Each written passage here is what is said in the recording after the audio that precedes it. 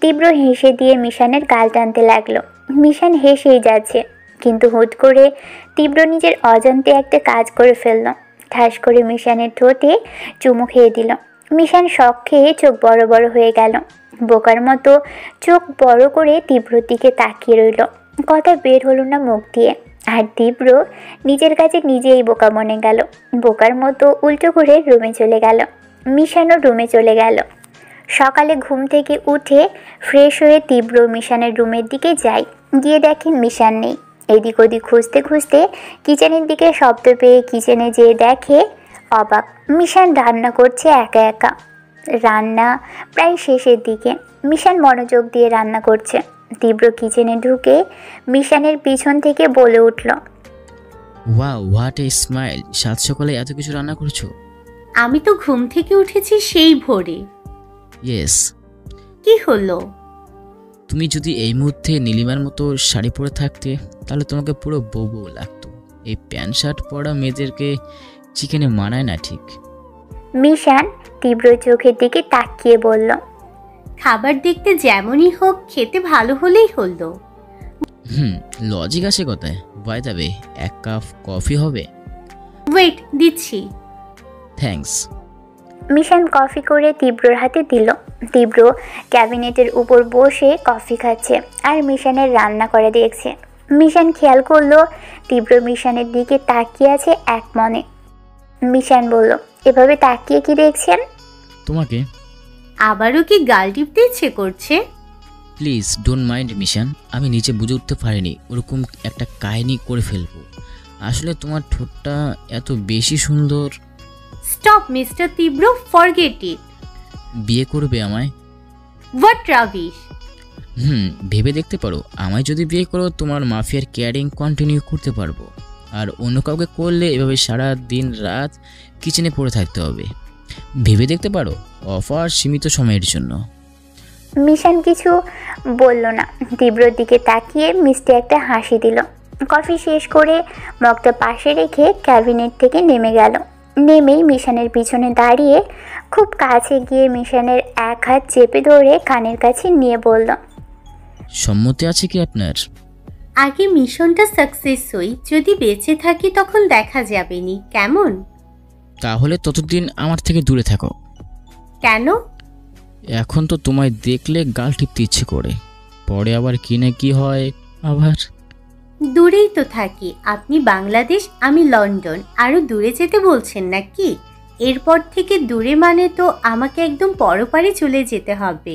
ভালোই হবে, মায়ের কাছে চলে যাব। ধ্যাত, কি বলছো তুমি? এতটুকু সময়ে তুমি দুটো ফালতু কথা বললে।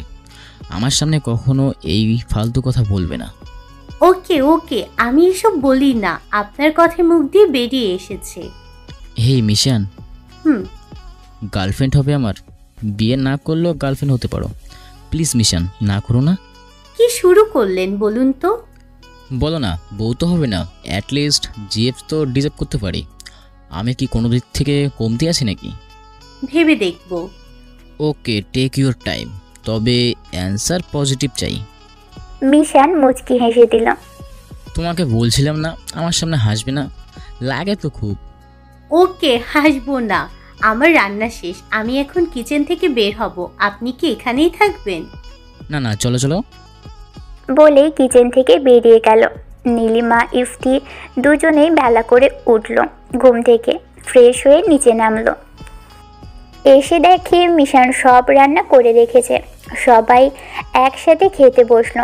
মিশান তীব্র পাশাপাশি বসলো আর টেবিলের অপর পাশে ইফতি নীলিমা। মিশানের হাতের রান্না খেয়ে সবাই খুব প্রশংসা করছে। সবাই এক কথাই বলছে মিশানের হাতের রান্না হুবহু নীলিমার হাতের রান্নার মতো হয়েছে। সবাই খাচ্ছে।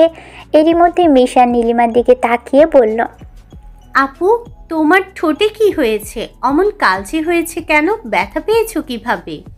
নীলিমা মিশানের কথায় লজ্জা পেয়ে গেল। কি বলবে উত্তরে বুঝতে পারল না। মিশানের কথা শুনে তীব্র মিশানের পায়ে পাড়া দিল। মিশান কিছুই বুঝল না। তীব্র চোখের দিকে তাকাতেই ইফতি হেসে হেসে উত্তর দিল, আসলে মিশান, হয়েছেটা কি, বিছানায় পিঁপড়া ছিল, তোমার বোন দেখেইনি। পিঁপড়াটা ঠোঁটে কামড় বসিয়ে দিয়েছে।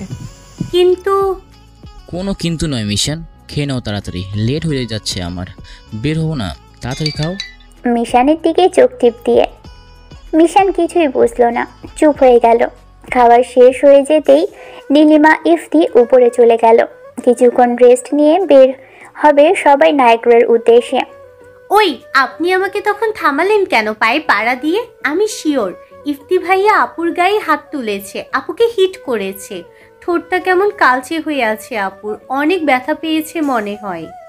মিশান, তুমি কি সত্যি কিছু বুঝতে পারছো না? কি বুঝবো? এত বড় হয়েছো, এতটুকু বোঝো না নীলিমার ঠোঁট অমন হয়েছে কেন? মানে বুঝলাম না। মানে ইফতি নীলিমাকে হিট করেছে, সেটা হাত দিয়ে নয়। কাল রাতে যে আমি তোমাকে যেটা করেছিলাম সেম কাজটাই ইফতি নীলিমার সাথে করেছে, শুধু ডোজটা একটু বেশি হয়ে গেছে, বুঝছো? মিশান চুপ করে গেল। তুমি পারমিশন দিলে আমি তোমাকে প্র্যাকটিক্যালি জিনিসটা বোঝাতে পারি। তুমি কি সম্মতি মিশান? একবার বয়ফ্রেন্ড বানানোর চিন্তা করেছিলাম, কিন্তু এখন আপনাকে বয়ফ্রেন্ড বানাবো না। বলেই রুমে চলে গেল। তীব্র মিশনের অবস্থা দেখে হেসে দিল। সবাই গাড়ি নিয়ে বেরিয়ে পড়েছে নায়গ্রা দেখার উদ্দেশ্যে। প্রায় 40 মিনিট জার্নির পর পৌঁছল নায়গ্রা ফলসে। অনেক বেশি সুন্দর একটা দৃশ্য। 3টা ঝর্ণার সমন্বয়ে নায়গ্রা ফলসের সৃষ্টি। একাধারে জল ঢেলে যাচ্ছে নায়গ্রা ফলসে। এদের মধ্যে 2টো ঝর্ণা আমেরিকার সীমান্তে, the American Falls and the Bridal ফেলস ফলস, আর একটি কানাডার সীমান্তে, দ্য হর্সশু ফলস। এদের মধ্যে হর্সশু ফলস সব থেকে বড়। নায়গ্রা জলপ্রপাতের পানির প্রায় 90% এই ফলস থেকেই আসে। একাধারে এই ঝর্ণার পানিগুলো পতিত হচ্ছে। হালকা রোদ উঠতেই পুরো জায়গা জুড়ে রংধনু সৃষ্টি হয়েছে। যে রংধনুর উৎপত্তি জলে হয়েই আবার জলেই তার প্রস্থান। এমন মনোমুগ্ধকর পরিবেশ যে কারোর মনটাই পরিষ্কার করে দিতে পারে, সব ডিপ্রেশন দূর করতে পারে। নীলিমা ইফতি সমানে ছবি তুলে যাচ্ছে, কিন্তু মিশান তীব্র যেন দৃশ্য দেখায় মগ্ন। চারপাশ থেকে ঘুরে দেখতে লাগলো। প্রায় বিকেল হয়ে গেছে, ওরা এখনও এখানেই আছে। ইফতি নীলিমার জোড়াজুড়িতে মিশান তীব্রকে ছবি তুলতে বাধ্য করলো। দুজনকে একসাথে করিয়ে ছবি তুলতে চাইলে তীব্র মিশান চুপ হয়ে যায়। কিরে ভাই, এমন করছিস কেন? কপালে ফিক তুললেই তো আর কাপড় হয় না। প্লিজ মিশান, তুমিও কেমন? একমাত্র দুলা ভাই, আমি আমার আবদার রাখবো না? এগুলো তো স্মৃতি। ত্রিব্য চুপ করে আছে। ওকে যাও, তোলো ছবি, আমরা দাঁড়াচ্ছি। তীব্র মিশানের পোজ দেখে নীলিমা ইফতি দুজনেই হতবাক। তীব্র মিশানকে পিছন থেকে জড়িয়ে ধরে মিশানের গালের সাথে গাল লাগিয়ে দাঁড়ায়। একজন আরেকজনের দিকে হেসে তাকিয়ে পিক তুলছে, নানান রকম পোজ। মিশান, হুম? তোমাকে একটু কোলে নিয়ে একটা ছবি তুলি। বয়ফ্রেন্ড তো বানাবাই না, অন্তত ছবি দেখে দুঃখ ভুলবো নি। মাথা ঠিক আছে? তাহলে সামনাসামনি জড়িয়ে ধরে একটা ছবি তুলি প্লিজ। এই না, একদম না, খবরদার। আপনার কিন্তু হেব্বি সাহস, বুঝেছেন? আমাকে কোনো ছেলে আজ অব্দি টাচ করেনি। আমার চোখের দিকে তাকিয়ে কথা বলতে ভয় পায়। আর আপনি আমাকে যখন তখন জড়িয়ে ধরছেন, কাজটা কিন্তু ঠিক করছেন না, বলে দিলাম। হ্যাঁ, চোখ গরম করে তাকিয়ে। সবার সাথে আমার তুলনা নাকি? কোথায় সাইফুল রোজন, তীব্র, আর কোথায় আর 5টা ছেলে। বাই দ্য ওয়ে, তোমার গাল টেনে একটা ছবি তুলতে পারে, এটা না করো না প্লিজ। মিশান হেসে দিল তীব্রর দিকে তাকিয়ে। মিশানের গাল টান দিয়ে ছবি তুলতেই তীব্র চোখ মিশানের ঠোঁটের দিকে চলে যায়। মিশান বুঝতে পেরেই হেসে দিয়ে তীব্রকে সরিয়ে দেয়। নীলিমা, কি? মিশান ত্রিব্যর ভালোই মিল হয়েছে, কি বলো? আমিও তাই ভাবছি গো। মিশান তো এমন না, ওর ধারে কাছে ছেলেরা আসবে তো দূরে থাক, ওর দিকে তাকাতেই ভয় পায়। সেখানে তীব্র ভাইয়া কত রকম করছে ওর সাথে। আর বড় কথা হলো, মিশান গত 10 বছরে এরকমভাবে হাসেনি কোনো দিন। তীব্র ভাইয়ার সাথে থাকলেই যেন ওর ঠোঁটে হাসি লেগেই থাকে। আমারও সেম কথা নীলিমা, আমার ভাইটার কোনো মেয়েলই নেশা নেই, আর সে কিনা মিশানের সাথে এমন করে। আর মিশানটাও এত রাগী, সেও কিচ্ছু বলছে না। সারা জীবন শুনেছি এক বনে 2 বাঘ, টিকে না। আরে এখানে এক বনের 2 ভাগ কি করে? একজন বাঘ আর একজন বাঘিনী। হ্যাঁ গো, তাই দেখছি। সবার সময়টা খুব ভালো কাটছিল। সন্ধ্যার দিকে কটেজে ফিরতেই তীব্রর ফোনে কল এলো। তীব্রর মা কেমন যেন হয়ে গেছে, হসপিটালে অ্যাডমিট করানো হয়েছে। তীব্র 1 সেকেন্ড দেরি না করে বাংলাদেশের জন্য বেরোতে গেলেই সবাই ওর সাথে চলে আসতে চাইলে মিশান বলে দিল মিশান তীব্রর সাথে যাবে আর নীলিমা ইফতি থাকবে। তাই হলো, মিশান তীব্রর সাথে বাংলাদেশে ব্যাক করলো। সকাল প্রায় 8টা বাজে। মিশান তীব্র বাংলাদেশে ল্যান্ড করলো। তীব্র চোখে মুখে চিন্তার ছাপ। হসপিটালে পৌঁছতেই দেখলো তীব্রর মা সুস্থ হয়েছে। কেবিনে ঢুকতেই দেখলো তীব্রর চাচা এসেছে ইন্ডিয়া থেকে। মায়ের কেবিনে উনি বসে আছেন। তীব্রর মা তাকিয়ে আছে এক পলক হয়ে। তীব্র মিশানের সাথে পরিচয় করিয়ে দিল ওর চাচার। তীব্রর চাচা মিশানের দিকে তাকিয়ে মিশানের সাথে ভালো মন্দ কথা বলল। কেন জানি ওনাকে চেনা চেনা লাগছে। মিশান মনে করতে পারছে না। পরক্ষণে মনে পড়ল তীব্রর চাচার চেহারা প্রায় 70%ই তীব্রর বাবার মতো চেহারা। তীব্র মিশান আলিফা রেজার সামনে যেয়ে বসলো। মিশান এক মনে তাকিয়ে আছে তীব্রর মায়ের দিকে।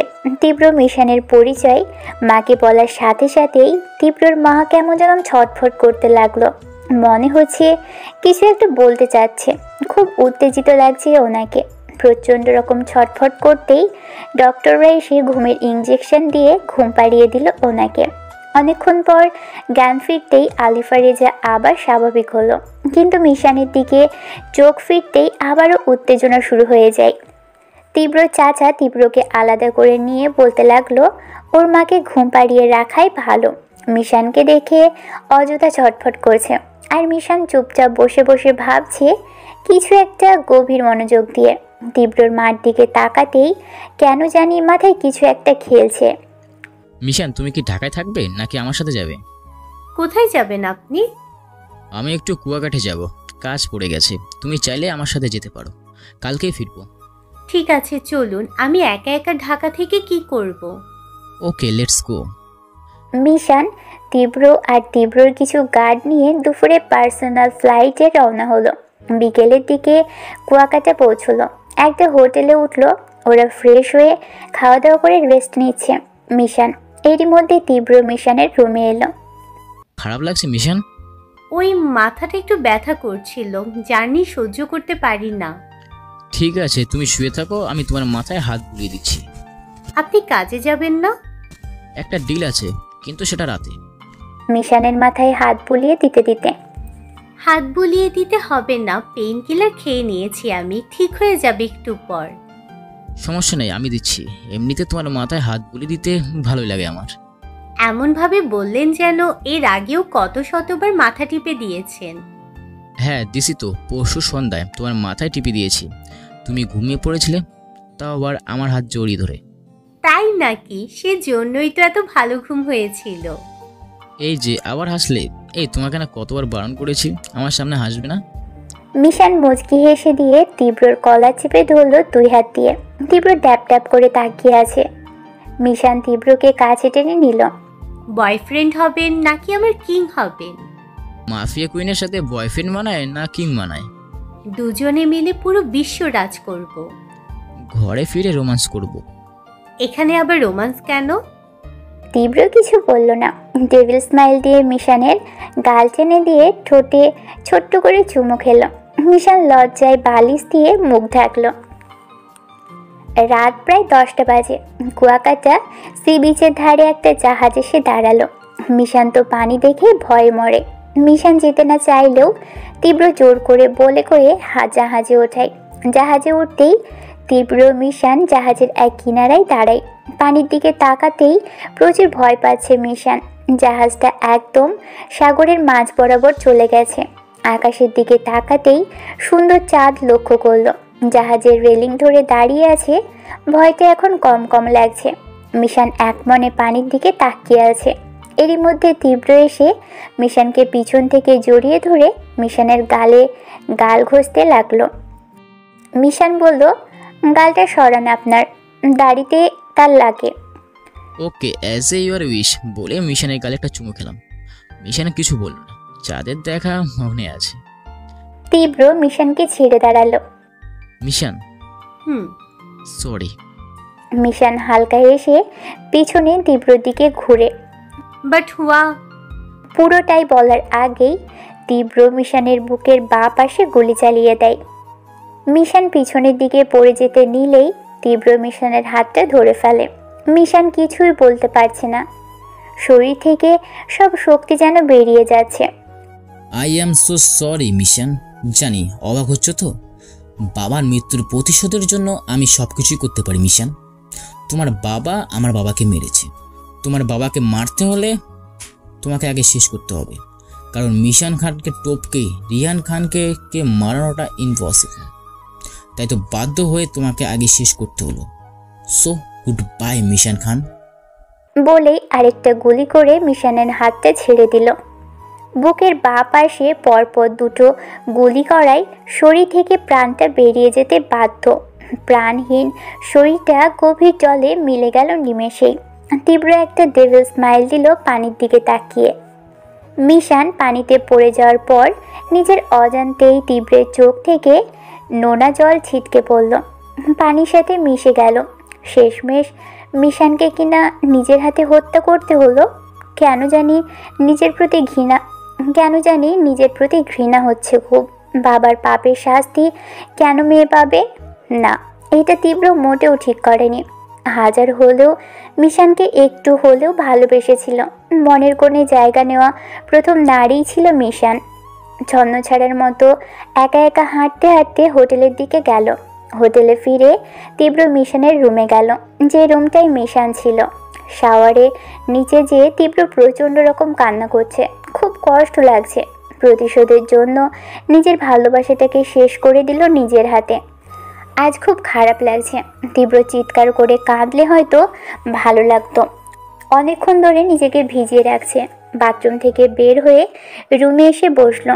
নিজের হাতের দিকে তাকাতেই মনে পড়তে লাগলো এই হাত দিয়েই মিশানের মাথায় হাত বুলিয়েছে, মিশানের গাল টেনেছে, চকলেট ভেঙে ভেঙে খাইয়ে দিয়েছে, মিশানের হাত জড়িয়ে ধরেছে, আর এই হাত দিয়েই মিশানকে খুন করেছে। নিজের অজান্তেই খুব বেশি কান্না করছে তীব্র। যে বালিশটাতে মিশান শুয়েছিল সেই বালিশে মাথা দিয়ে শুয়ে পড়ল। মিশানের সাথে কাটানো প্রতিটা মোমেন্ট মনে পড়ছে।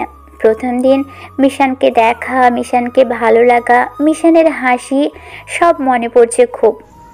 স্যার, মালটাকে সরিয়ে দিয়েছে একটু আগে। Are you sure? জি স্যার, আমাদের সামনে পাক্কা দুটো গুলি করেছে বুকে, তার মধ্যে সাগরের মধ্যে জলে ফেলে দিয়েছে। এমনি অনেক ভয় পায় পানি, জোর করে শিপে উঠিয়ে শেষ করে দিয়েছে। তীব্রর কি অবস্থা? উনি তো ছন্নছড়া হয়ে হোটেলে ফিরলেন।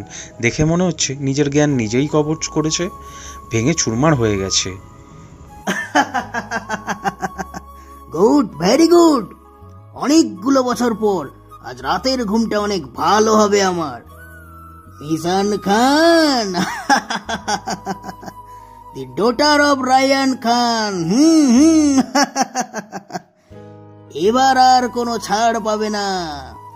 10 বছর আগের প্ল্যানে ঘাটতি থাকলেও 10 বছর পরের প্ল্যানিং এ কোনো ঘাটতি নেই। সব সব সব শেষ করে দেব। পরদিন ঢাকাতে ফিরে গেল তীব্র।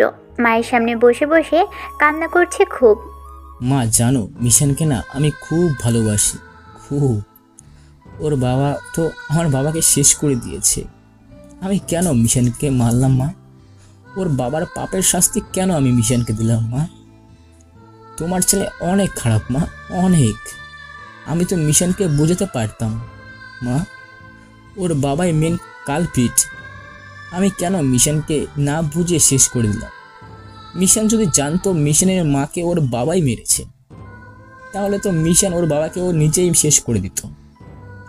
আমি কেন মিশানকে মারলাম মা? কথায় আছে চোর গেলে বুদ্ধি বাড়ে। তীব্রর হয়েছে সেই অবস্থা। দিনের পর দিন চলে যাচ্ছে।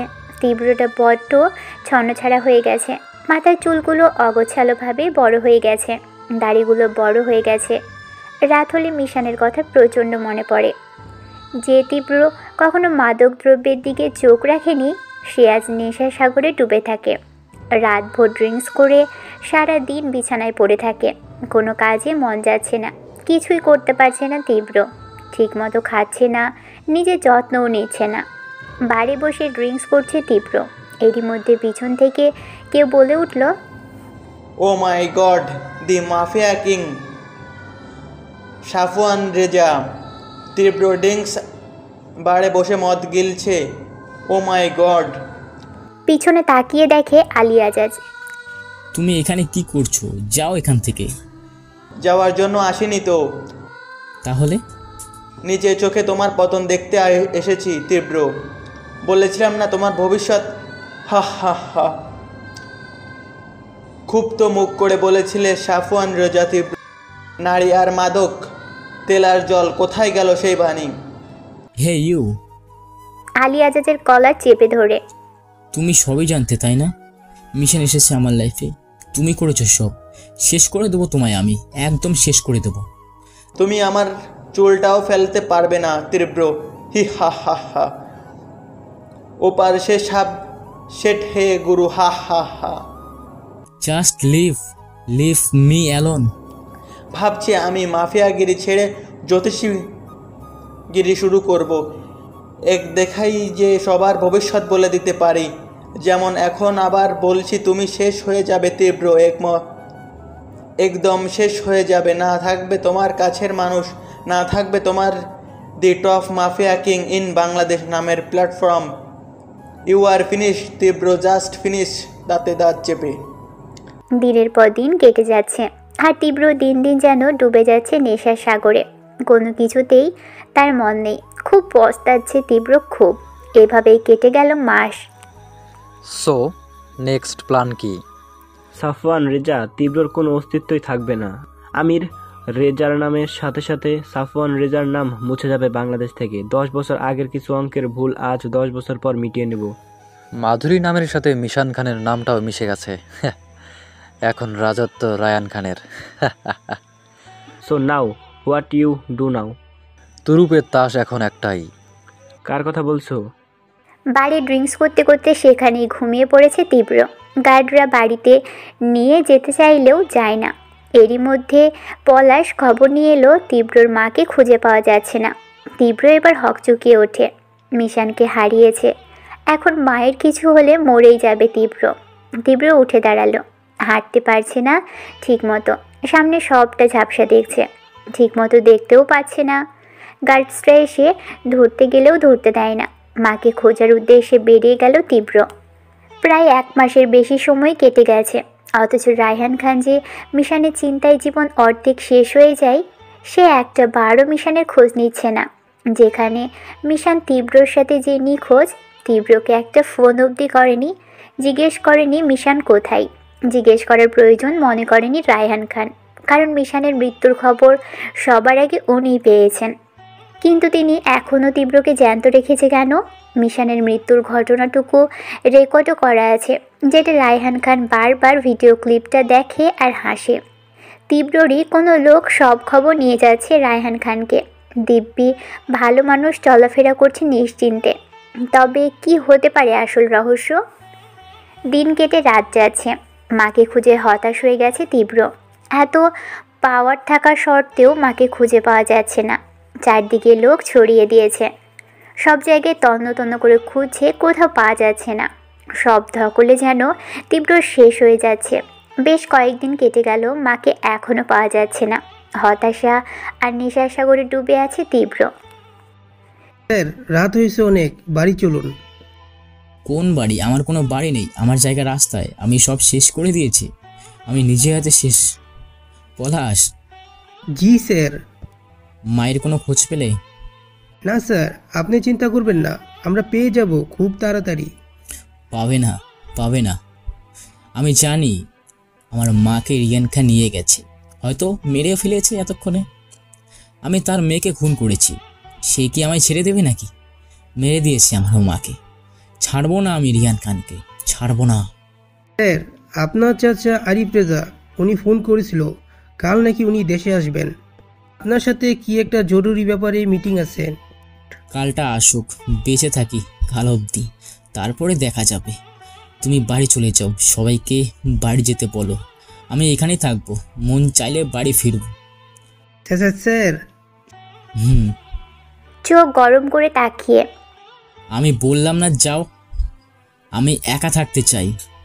আমার কথা না শুনলে কালকে থেকে তোমার চাকরি বাতিল। যাও এখান থেকে, সব কটাকে যেতে বলো। Sure sir. বলেই পলাশ চলে গেল। Okay sir. ভোর হতেই পলাশের ফোনে কল গেল। স্যার, তীব্র স্যারকে পাওয়া যাচ্ছে না। পাওয়া যাচ্ছে না মানে? স্যার কোথায় গেছে? আর তোমরা কোথায়? স্যার, আমরা বারের সামনেই ছিলাম, ভেতরেও ছিল দুজন ছদ্মবেশে। স্যার টেবিলের মাথা রেখে ঘুমাচ্ছিলেন। ভোরের দিকে দেখি স্যার নেই। রাবিশ, তোমরা কি স্যারের সাথে ঘুমিয়ে পড়েছিলে? নো স্যার, আমরা জেগেছিলাম। তাহলে স্যার কি ম্যাজিক জানে হাওয়ায় যাবে? স্যার, আমরা তো বাইরে ছিলাম, কি করে বলবো কিভাবে কি হয়েছে? টাপ, একটা কাজও ঠিক মতো করতে পারো না। কি রেখে তোমাদের কাজে রেখেছেন? এখন কি করি? কাকে সেরে কাকে খুঁজবো? একদিকে স্যার, আরেক দিকে স্যারের মা। আল্লাহ, পথ দেখাও। স্যার, কি করব এখন তাহলে? স্যার বাড়িতেও যায়নি, আশেপাশে কোথাও নেই, আর স্যারের গাড়িটাও এখানে আছে। রাখো, দেখছি কি করা যায়। আশেপাশে হাওয়াতে লোক ছাড়া স্যার হয়তো রাস্তায় কোথাও পড়ে আছে। চোখটা প্রচণ্ড মাপে জ্বালা পোড়া করছে, তাকাতে পারছে না ঠিক মতো। লেগে আসছে চোখের নিচের পাপড়ির সাথে উপরের পাপড়ি। অনেক কষ্টে চোখ খোলার পর সবটা ঝাপসা দেখছে। আস্তে আস্তে ঝাপসা চোখ থেকে এরই মধ্যে অনুভব করলো তীব্র ওর হাত পা কোনো কিছুর সাথে লাগানো। খেয়াল করতেই দেখে ওর হাত পা একটা চেয়ারে বাঁধা। সামনে কালো মিচমিচে দুটো লম্বা চওড়া লোক। ঘরটা অনেকটা অন্ধকার, ঠিক মতো তেমন কিছু দেখাও যাচ্ছে না। লোক দুটোর চেহারাও স্পষ্ট দেখা যাচ্ছে না। তীব্রর গায়ে জোর নেই, হাত পা নাড়ানোর মতো। নেশা করে শরীরে সবটুকু শক্তি যেন চলে গেছে। মাথাটা প্রচণ্ড রকম ব্যথা করছে। এরই মধ্যে দেখতে পেল দুজন লোক একটা দরজা খুলল। দরজা খুলতেই যেন খক করে আলো ঢুকছে এমন মনে হচ্ছে, কিন্তু আলোটুকু দরজাতেই সীমাবদ্ধ। ঘরে এক ফোঁটা আলো প্রবেশ করছে না। সেই আলোর মধ্যে একটা ছায়ের মতো কিছু পড়ল, যে ছায়াটা তীব্রর দিকে একটু একটু করে এগিয়ে আসছে। একটা মানুষের ছায়া বোঝা যাচ্ছে, আর একটা খটখট আওয়াজ পাওয়া যাচ্ছে, যেটা সম্ভবত জুতোর। আর একজন লোক তীব্রর সামনে একটা চেয়ার রাখলো। কি হচ্ছে তীব্র কিছুই বুঝতে পারছে না। একেতে ঘর অন্ধকার, তার মধ্যে চোখে সবটা ঝাপসা দেখছে।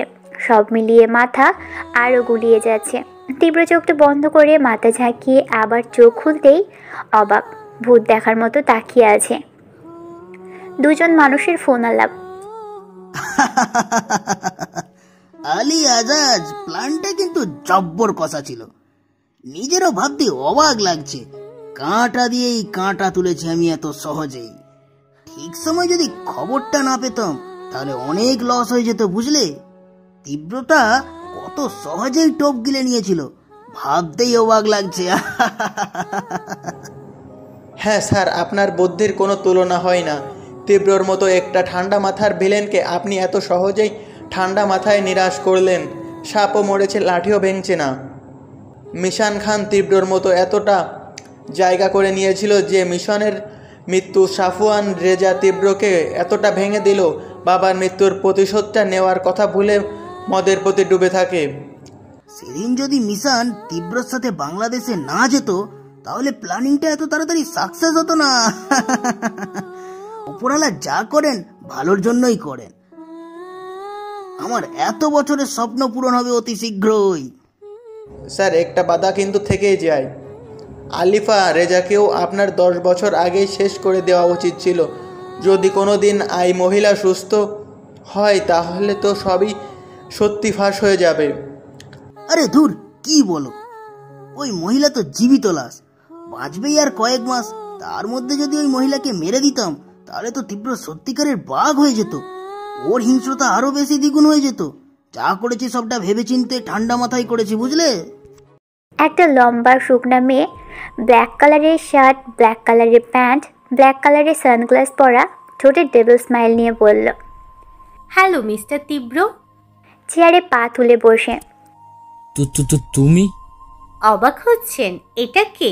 কি করে সম্ভব? এটা কি মিশনের আত্মা নাকি মিশনের টুইন? কোনটা? সানগ্লাস খুলে হাতে নিয়ে। কি বলছো তুমি? কে তুমি? বড় বড় শ্বাস নিয়ে চোখ বড় করে। ইয়া মিস্টার তীব্র, সেটাই আমি বলছি। কুল মিস্টার তীব্র, কুল। তার আগে এটা খেয়ে নিন। বলেই একটা গ্লাস তীব্রের সামনে ধরল। কি এটা? বিষ, এটাই নিন, খান খান। বলেই তীব্রের মুখে চেপে ধরল গ্লাস। তীব্রের মুখে দিতেই বুঝলো এটা লেবুর শরবত। Now come to the point mister Tibro. 16 বছর বয়সে দুটো গুলি যেখানে মিশান খানকে কিছু করতে পারেনি, সেখানে 26 বছর বয়সে ওই দুটো গুলি মিশানকে শেষ করবে। What a joke! Ya mister Tibro, I am the mafia queen Mishan Khan, the daughter of London king Rayan Khan. একদম তীব্রর সামনে মুখ নিয়ে পড়ল। তীব্র জিজ্ঞাসু দৃষ্টিতে তাকাতেই, ওয়েট মিস্টার তীব্র, আপনাকে কোনো প্রশ্ন করতে হবে না। আপনার সব প্রশ্নের উত্তর আমার কাছে। আমি বলছি, আপনি শুনুন কেমন? তার আগে এটা জেনে রাখুন, আপনি অনেক লাকি, জানেন তো? যেখানে মিশান খানের চোখের দিকে চোখ গরম করে তাকালে তার শাস্তি মৃত্যুদণ্ড দেয়, সেখানে আপনি এখনো আমার সামনে জীবিত আছেন।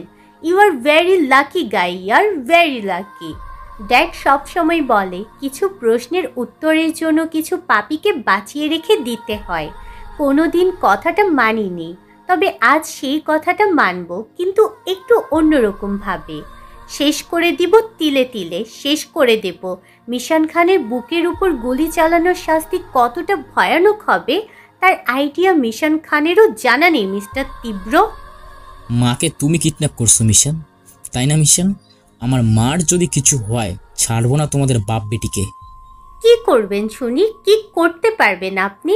আমিও দেখি একটু। তার আগে আমার হাত থেকে বেঁচে দেখান। মিশন, তুমি ভুল করছো। তোমার বাবাই মেন কালপিট। তোমার মাকে তোমার বাবাই খুন করেছে, সাথে আমার বাবাকেও। আমি জানি আমি তোমাকে শ্যুট করে ভুল করছি, কিন্তু একই ভুল তুমি করো না। ও রিয়েলি? রায়ান খান মেন কালপ্রিট? তাহলে তো মিশান খানও মেন কালপ্রিট। রায়ান খানের ব্লাড আমার শরীরে। অবাক হচ্ছেন? মিশান খান রাগের মাথায়ও যদি কিছু করে, সেটা একদম ঠিক করে। আপনার মাকে আমি নিজের হাতে শেষ করব, আমার বাবা শত্রুকে শেষ করব, তারপর মিশান খানের মানে আপনাকে। সো আপাতত আপনাকে আমি ছেড়ে দিলাম। মিশান, প্রস্তাবে তুমি খুব বলে দিলাম। সাফওয়ান রোজা তীব্রকে তুমি চেনো না। আমার মায়ের যদি কিছু হয়, তার আগে নিজের হাতে পায়ের বাঁধনটা তো ছাড়ান মিস্টার সাফওয়ান রেজা তীব্র। তীব্রর রাগে দাঁত কিরমির করছে। মিশানই আসলে মেইন ভিলেন, এটা ভেবেই মাথার মগজ চক্কর দিচ্ছে। তীব্রের মাকে কিডন্যাপ মিশান করেছে শুনে মিশানের জন্য ভিতরে থাকা জায়গায় সবটুকু ঘৃণায় পরিণত হয়ে গেছে। এতক্ষণে মনে হচ্ছে মিশানকে মারার চেষ্টাটা ভুল ছিল না, ওর মরে যাওয়াটাই সব থেকে প্রয়োজন ছিল। কিন্তু ও বেঁচে ফেলল কীভাবে? বুকের বাঁ পাশে গুলি, জলে ফেলে দেওয়ার সব মিলিয়ে মরে ভূত হয়ে যাওয়ার কথা, কিন্তু কি করে সম্ভব এটা? তীব্রর একমাত্র দুর্বলতা ওর মা। মায়ের কিছু হলে বেঁচে থাকার কোনো প্রশ্নই আসে না। দাঁত কিরমির করে লাভ নেই মিস্টার তীব্র। জানি অনেক প্রশ্ন আপনার মাথায় ঘুরছে, আর সব প্রশ্নের উত্তর আমার কাছে আছে, কিন্তু আমি এখন কোনো প্রশ্নের উত্তর দেব না, বিকজ আমার মুড নেই। তবে আপনাকে একটা কথা বলি, আপনারা বাঙালি না, মাথার মগজে শুধু জৈব সার রাখেন, আর আমরা ফরেনাররা জৈব রাসায়নিক দুটোই মগজে রেখে চলি, তাই আমাদের সাকসেস আকাশ ছোঁয়া। By the way, one more thing, জানেন তো আমাদের মতো পেশার লোকের সামনে পেছনে কোনো শত্রু থাকে না, যা থাকে তা আমাদের নিজেদের মধ্যেই, মানে শস্যের ক্ষেত্রে ভূত। আর আপনি কি ভাবেন হাতে রিভলভার আর পাওয়ার নিয়ে চললে মাফিয়া কিং হওয়া যায়? আপনার ধারণা ভুল মিস্টার তীব্র। কম্পিউটার সায়েন্স পড়ে আপনার মাথা কম্পিউটারের মতোই কাজ করে, মানুষের মতো না। মানুষ কম্পিউটারের থেকেও ব্রিলিয়ান্ট। পরিস্থিতি আর পরিবেশের সাথে মানিয়ে নিজেকে এখানে এই প্ল্যাটফর্মে এনেছি, যার জন্য আপনাদের মতো মানুষ রায়ান খানকে শেষ করার আগে মিশান খানের কথা ভাবে। সো ভাবেন আপনার শস্যের ক্ষেত্রে ভূতটা কে? গুড বাই মিস্টার তীব্র, আবার আসবো আপনার সাথে মিট করতে। বলেই মিশন উঠে দাঁড়ালো। সানগ্লাস চোখে দিয়ে পিছন ঘুরে যেতেই আবার তীব্রের দিকে ফিরল আর বলল, ও মিস্টার তীব্র, আপনি হয়তো একটা কথা সব থেকে বেশি ভাবছেন, আমি বেঁচে ফিরলাম কিভাবে, তাই তো? মিশান খান বিভিন্ন পরিস্থিতিতে বিভিন্ন রূপে অবতরণ করে। এই বিশাল গোলক ধাঁধায় মিশানের কোনো দুর্বলতা নেই। আমাকে মারার প্ল্যানটা অনেক কাঁচা ছিল। যা বুঝলাম আপনি মিশান খানকে চেনেন, মাফিয়া কুইন মিশান খানকে চেনেন না। একটা রুমে বসে আছে মিশান। খুব বেশি ক্লান্ত লাগছে শরীর। এরই মধ্যে রুমের দরজায় কারো নক পড়ল। মিশান পারমিশন দিল রুমে ঢোকার। রায়হান খান এসেছে। মিশন বাবা, are you all right? Ya dad, I'm ওকে।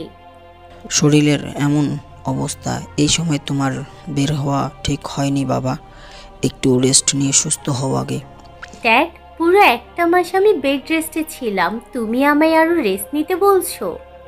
বাবার চোখের দিকে তাকিয়ে, হ্যাঁ রেস্ট নেবে। তুমি এখন সুস্থ হও নি মিশন। এত কেয়ার আর ভালোবাসা ঠিক না ড্যাড, আগে থেকে শক্ত হও। হুট করেই দেখবে তোমার মেয়েটা আর নেই। একটা বড় শ্বাস নিয়ে, মিশন আরেকটা বাজে কথা না, পুরো 1 মাস ধরে তুমি এই বাজে কথাটা বলেছ। এক কথা বারবার সহ্য হয় না। ভালো লাগে না ড্যাড, আম ফেড আপ ড্যাড। এই পাপের দুনিয়ায় আর বাঁচতে ইচ্ছে করছে না। মিশন বেটা, হুম। ত্রিবর জন্য মন খারাপ করছে। নো ড্যাড, ওই থার্ড ক্লাস রাস্কেলটার জন্য আমি মন খারাপ করব কেন? ত্রিবর কোনো দোষই নেই। তুমি ভিডিও ক্লিপটা দেখলে না? তুমি পানিতে পড়ে যাওয়ার পর ও কী রকম কান্না করেছিল। রাগের মাথায় ও তোমাকে মারার চেষ্টা করেছে ঠিকই, কিন্তু ও তোমায় ভালোবাসে অনেক। এই ভুল ত্রিব সেকেন্ড টাইম করবে না। ও তোমায় হারিয়েছে, বুঝেছে তোমায় কতটা ভালোবাসে। ড্যাড, এরকম ইমোশনাল মাইন্ড নিয়ে তুমি চলো বলেই আমার মাকে হারিয়েছো। একটুতেই মানুষকে বিশ্বাস করা তোমার ব্যাড হ্যাবিট একটা। আচ্ছা তুমি বলো তো, তোমাকে এই মাফিয়া স্টেজে কে জায়গা দিয়েছে বলো তো? 10 বছর আগে তোমার মাকে হারিয়েছি। আমার একটা ভুলের জন্য, যে ভুলটা আমি দ্বিতীয়বার করিনি। 10 বছর আগে মাধুরীর মেয়ে মিশান মরে গেলেও 10 বছর পরে একই ভুল করে রায়ান খানের মেয়ে মিশান খানকে হারাতে দেয়নি। Because Mishan Khan is the daughter of Rayan Khan. Dad, ya বেটা। আমার না এই মুহূর্তে তোমাকে একদম সহ্য হচ্ছে না। আমাকে একটু একা থাকতে দাও, একা থাকতে চাচ্ছি। পাগলি মেয়ে আমার। ওকে, টেক রেস্ট বেটা। আর পেন ড্রাইভটা এনেছো? ও হ্যাঁ, এই নাও, এইটাতে সব আছে। ওকে যাও। আর শোনো, বলো। তীব্রর মার কি অবস্থা? ডক্টর এখনো সিউরিটি দিতে পারছে না। ওকে যাও তাহলে, আর খবর নিয়ে দেখো ওই বাঙালি গণেশ খেয়েছে কিনা। কে বাঙালি গণেশ? সাফওয়ান রেজা তীব্র। মিশানের কথায় রায়হান খান হেসে দিল। ড্যাড, তীব্রকে কোথাও পাওয়া যাচ্ছে না। হোয়াট? ইয়া ড্যাড, ও বাড়ি ছিল, ভোর হতেই কেউ আর খবর বলতে পারছে না। আশেপাশে সব জায়গায় খোঁজ হচ্ছে, পুরো ঢাকা শহর তন্ন তন্ন, কোথাও হসপিটালেও নেই ড্যাড। গর্ধব কোথাকার, একটা কাজও ঠিকমতো করতে পারে না। তীরে এসে তরিটা দিলে তো ডুবিয়ে। ড্যাড, আমার দিক থেকে আমি 100% অ্যাক্টিভ ছিলাম ড্যাড। Just shut up. আমার সব স্বপ্ন পূরণ হতে যাচ্ছিল, সব শেষ হয়ে গেল। 24 ঘন্টার মধ্যে যদি তীব্রকে না পাও, তাহলে আমি ভুলে যাব তুমি আমার ছেলে। ড্যাড, আমি দেখছি, তুমি শান্ত হও dad. Just shut off your mouth.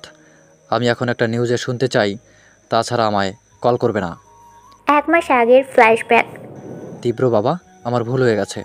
তোমার ভালোর জন্য তোমাকে একটা সত্যি কথা জানানো হয়নি। শুধুমাত্র তোমার ভালোর জন্য এতগুলো বছর আমি চুপ ছিলাম। এখন যদি আমি চুপ থাকি, তাহলে ভবিষ্যতে আরও বড় ক্ষতি হয়ে যাবে তোমার। কি হয়েছে চাচ্ছু? তোমার মার দিকে তাকালে আমার ভেতরটা ফেটে আসে। সত্যিটা হয়তো আর চাপা রাখা ঠিক হবে না, তাতে আমার অনেক বড় পাপ হয়ে যাবে। তুমি না জেনে সাপের লেজে পা দিচ্ছ বাবা।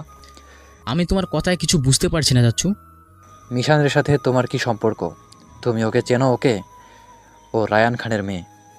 হ্যাঁ, তো কি হয়েছে? ও তোমার খুব ভালো বন্ধু, প্লাস এবারে ইউএসএ পার্টনারশিপে ওদের গ্রুপের সাথে হয়েছে। That's it. তুমি কি জানো 2008 সালেও একবার ওদের গ্রুপের সাথে পার্টনারশিপ হয়েছিল তোমার বাবার। হ্যাঁ, জানবো না কেন? সে একই ভুল তুমিও করছো যেটা তোমার বাবা করেছিল। তোমার জন্য তোমার বাবার প্রাণ গিয়েছে, এখন যাবে তোমার। চাচ্ছু, আমি তোমার কথায় কোনো কিছু বুঝতে পারছি না। Please clear this topic. 10 বছর আগের যে ঘটনা তুমি জানো, সেটার পুরো সত্যিটা তুমি জানো না। একটাবার ভেবে দেখেছো, সেই দিন সবাই নিহত হয়েছিল, অথচ রায়ান খান অক্ষত ছিল, তার কিচ্ছুটা হয়নি। অথচ রায়ান খানের স্ত্রী, তোমার বাবা, এদের সবাইকে মরতে হয়েছে। কি বলতে চাইছো তুমি? তোমার বাবা সেদিনও আমাকে কক্সবাজার যেতে বলেছিল, আমিও গিয়েছিলাম, কিন্তু আমার কক্সবাজার পৌঁছাতে দেরি হয়ে গিয়েছিল। আর আমার লেট হওয়াটাই যে এত বড় ক্ষতির কারণ হবে জানা ছিল না। হ্যাঁ তীব্র, তোমার বাবার খুনি রায়ান খান। রায়ান খান তোমার বাবাকে মেরেছে। আমি তাদের কাছে যেতে যেতেই দেখি রায়ান খান হাতে রিভলভার নিয়ে বের হচ্ছে, তার হাতটা রক্তাক্ত। আমাকে সে চিনত না বলে আমাকে কিছু করতে পারেনি, কিন্তু আমি ভিতরে যেয়ে দেখি সব তছনছ হয়ে গেছে। কথাটা শুনেই তীব্রের মাথার রগ ফুলে ওঠে, চোখ রাগে টকবক করছে, যেন চোখের রক্তের বন্যা বইছে। এই সত্যিটা তুমি আগে আমায় কেন বলনি? তোমার ভালোর জন্যই তীব্র। যদি আমি সেদিন তোমায় সত্যিটা বলে দিতাম, তাহলে তুমি হয়তো সাথে সাথে রায়ান খানকে মারতে যেতে, আর তাকে মারতে গিয়ে নিজেই লাশ হয়ে ফিরতে। চোখের সামনে ভাইয়ের মৃত্যুটা দেখেছি, ভাইয়ের ছেলেটাকে হারাতে পারবো না। জানো তীব্র, সেই ছোট্টবেলায় পিয়াল মারা যাওয়ার পর আমি তোমায় নিজের ছেলের মতো করেই দেখেছি। তোমার মধ্যে আমি আমার পিয়ালকে দেখেছি। তোমাকে হারানোর শোক আমি সহ্য করতে পারবো না। ছাড়বো না আমি, এই রিয়ান খানকে আমি ছাড়বো না, শেষ করে দেব। সেটা হয়তো হবে না তীব্র। মানে? রায়ান খানের সামনে বিশাল ঢাল আছে, সেটা হলো মিশান খান। মিশান খান বেঁচে থাকতে রায়ান খানের একটা চুলও কেউ স্পর্শ করতে পারবে না। আমি অনেক চেষ্টা করেছি তীব্র, অনেক বড় গ্যাংস্টার হায়ার করেছি রায়ান খানকে শেষ করার জন্য, কিন্তু মিশান খানের জন্য তাদের লাশ হয়ে ফিরতে হয়েছে। না বাঁচবে মিশান খান, না বাঁচবে রিয়ান খান, সব কটাকে শেষ করব আমি। কিন্তু কিভাবে? জাস্ট ওয়েট অ্যান্ড সি চাচ্চু। বলেই তীব্র চলে গেল। বোঝাই যাচ্ছে মেন ভিলেন আরিফ রেজা। মিশান জলে ভয় পাই দেখে তীব্র মিশানকে মারার জন্য কুয়াকাটাটাই সিলেক্ট করে। হার্ট বরাবর দুটো গুলি করে জলে ফেলে দিলে বাঁচার কোনো চান্সই নেই, কিন্তু তীব্র মিশানকে গুলি করে ফেলে দেয় ঠিকই। তীব্রের গ্যাংয়ের মধ্যে ওর শত্রুপক্ষের কিছু লোক মিশেছিল, তার সাথে রায়হান খানেরও লোক ছিল মিশে, যে দূর থেকে সবটা রেকর্ড করে আরেকজন সব ইনফরমেশন দিয়ে গেছে। 10 বছর আগে গার্ড ছেড়ে বাংলাদেশে এসে স্ত্রীকে হারিয়েছেন, তাই একই ভুল তিনি দ্বিতীয়বার করেননি। না নিজে কখনো গার্ড ছেড়ে বের হয়, না মিশানকে গার্ড ছেড়ে বের হতে দেন। মিশানের সাথে অনেকগুলো গার্ড থাকলেও মিশানের আড়ালে 10-12 জন পুরুষ গার্ড সাধারণ মানুষের সাথে মিশে থাকে, যা সবার আইডিয়ার বাহিরে। মিশান ওর বাবার পায়ে ধরেও যদি বলে গার্ড ছাড়া বের হবে, রায়হান খান কোনো মতেই রাজি হবেন না। মিশানের কোনো দুর্বলতা নেই, থাকতে পারে, কিন্তু রায়হান খানের একমাত্র দুর্বলতা মিশান খান। মিশানকে পানিতে ফেলে শিপ নিয়ে তীব্র চলে যাওয়ার পর ওর গার্ডরা এসে মিশানকে উদ্ধার করে। তীব্র হাত পা বাঁধা অবস্থায় আছে, কতগুলো দিন খেয়ে না খেয়ে ছিল। নিজের যত্নে অনিয়ম আর নেশার সাগরে ডুবে থেকে শরীরের সবটুকু বল চলে গেছে। তীব্রকে খাওয়ানোর চেষ্টা করছে অনেক, কিন্তু কেউ খাওয়াতে পারছে না। এরই মধ্যে রায়হান খানের প্রবেশ। কেমন আছো ত্রিব? তীব্র দাঁত কিরমির করছে। মাথা ঠান্ডা করো ত্রিব, শুনলাম তুমি খাচ্ছ না, খেয়ে নাও বাবা। জাস্ট শ্যাট আপ রিয়ান খান, সিম্পলিতে দেখাচ্ছ আমার বাবাকে মেরে আমার সামনে ভালো সাজছ। তীব্রর কথায় হেসে দিল। ত্রিব, তুমি ভুল বুঝছো আমায়।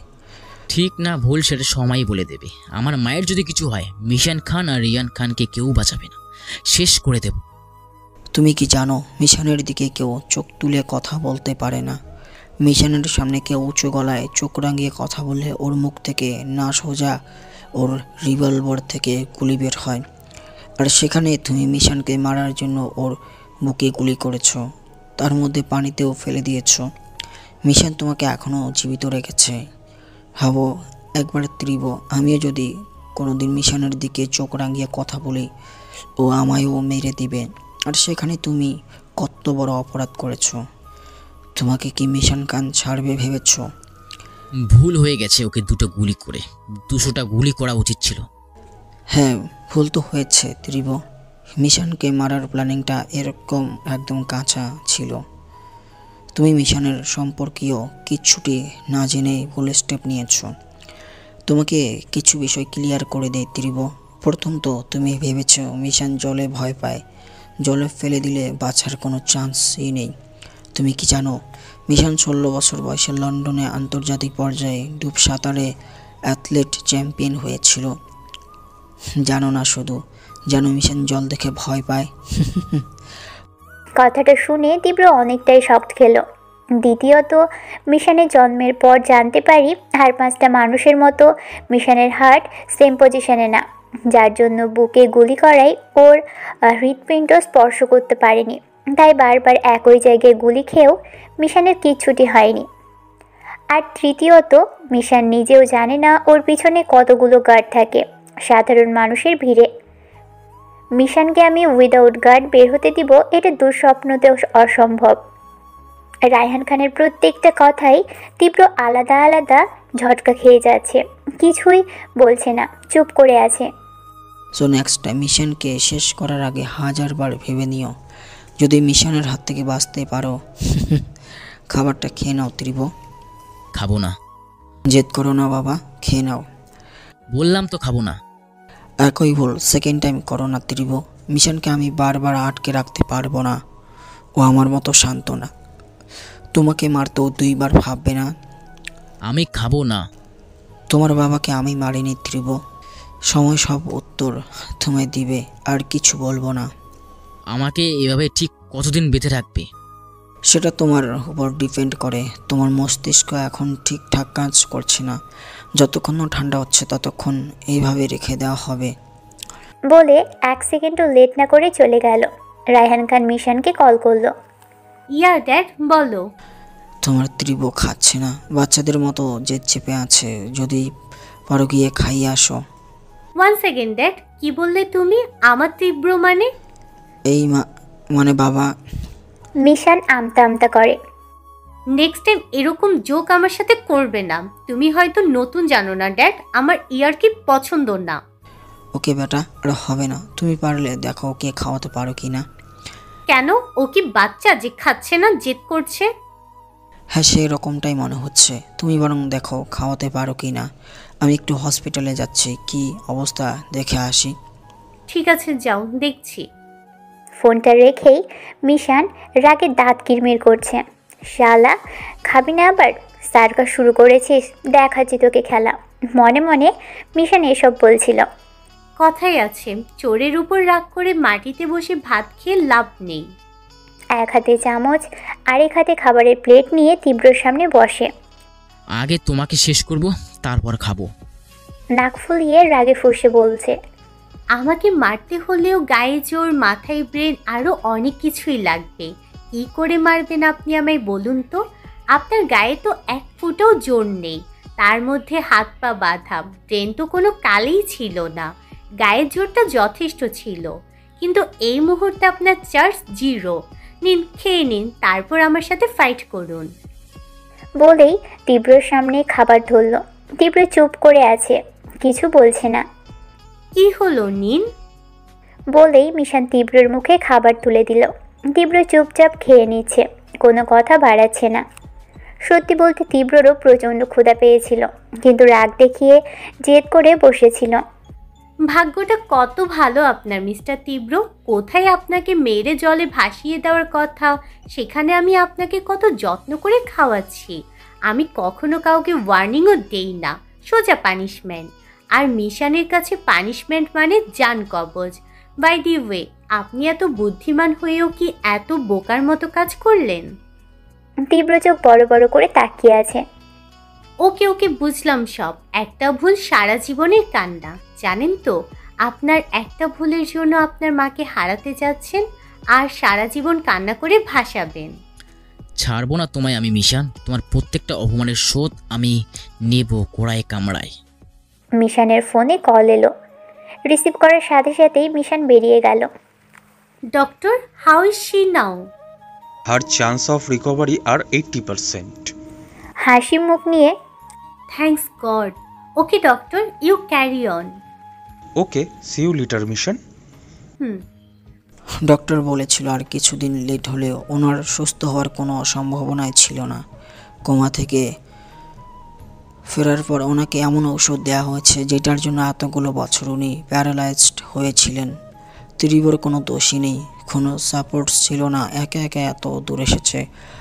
ও এটাই ভাগ্যের ব্যাপার। ওর পেছনে এত শত্রু আর ও জানেই না। খুব তো গলা উঁচু করে বলে মাকে ভালোবাসে, মায়ের যে এই হাল একটাবার খবর নেবেন না? কি ওষুধ খাওয়াচ্ছে, কি ইনজেকশন দিচ্ছে, কে করছে, এসব দেখবে না? শালা জানেই না ওর মায়ের সাথে এমন হচ্ছে। Mission, are you sure Arif রেজাই সব করেছে? ড্যাড, সেদিন আমি যে লোকটার হাতে ঠিক যেভাবে ছুরি দিয়ে আঘাত করেছিলাম, ঠিক সেই অ্যাঙ্গেলে এই আরিফ রেজার হাতের মধ্যে কাটা। আমি 99% শিওর ড্যাড, ওই লোকটা আরিফ রেজাই ছিল। বাকি 1% শিওর হব তীব্রর মায়ের থেকে।